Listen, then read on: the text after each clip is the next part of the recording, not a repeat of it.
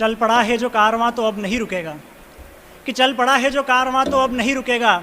कोई कितना ही यत्न प्रयत्न कर ले, किसी के डिगाने से नहीं डिगेगा। और ये आज का भारत है, हर असंभव को संभव कर रहा है।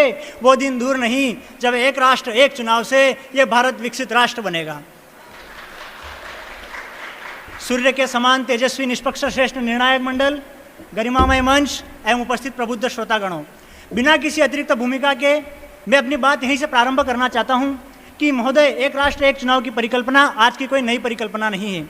आज़ादी के बाद सन 1951-52 से लेकर सन 67 तक जितने भी चुनाव हुए वे सब चुनाव एक साथ हुए थे, परंतु कुछ विधानसभाओं के समय से पूर्व भंग हो जाने के कारण यह परंपरा, यह प्रचलन वहीं रुक गया।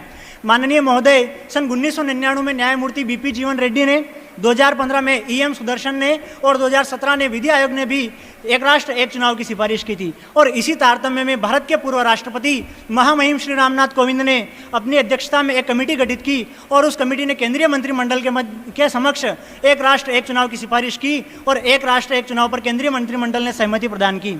मित्रों, हम एक राष्ट्र एक चुनाव के माध्यम से एक विकसित भारत का सपना देख रहे हैं, परंतु मैं अपनी जिम्मेदारी के साथ कहना चाहता हूं कि कोई विकसित भारत किसी वक्ता के यहाँ आकर बोलने और किसी श्रोता के वहाँ बैठ कर के ताली बजाने से संभव नहीं होगा।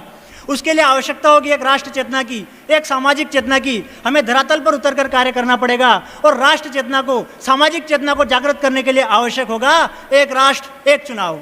महोदय, अगर एक राष्ट्र एक चुनाव हुआ तो शासन का ध्यान केवल और केवल विकास कार्यों पर लगा रहेगा। मुफ्त की योजनाओं में बंटने वाले धन में कमी आएगी और बचा हुआ धन विकसित भारत की नींव बनेगा। माननीय महोदय, सुरक्षा कर्मियों की ड्यूटी नहीं लगने से विकसित भारत का सपना सुरक्षात्मक रूप से आकार लेगा।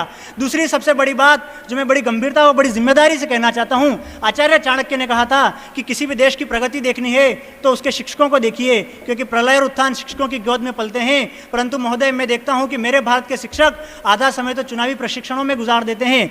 माननीय महोदय, अगर एक राष्ट्र एक चुनाव के माध्यम से विकसित भारत बनाना है तो शिक्षकों की ड्यूटी बार बार नहीं लगानी होगी, क्योंकि उससे आने वाली पीढ़ी विकसित बनेगी। और चाहे भारत ही नहीं, कोई सा भी राष्ट्र हो, अगर उसके विकसित होने की राह है तो वहां पर शिक्षा मील का पत्थर साबित होगी।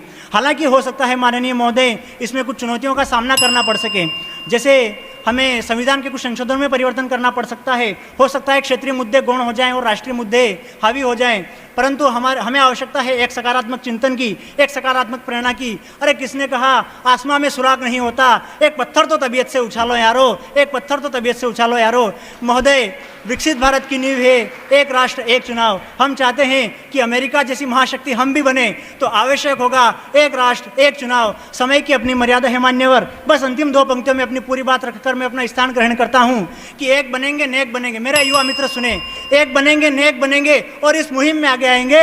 एक राष्ट्र एक चुनाव से इस भारत को पुनः विश्व गुरु भारत बनाएंगे। जय हिंद। बहुत बहुत धन्यवाद।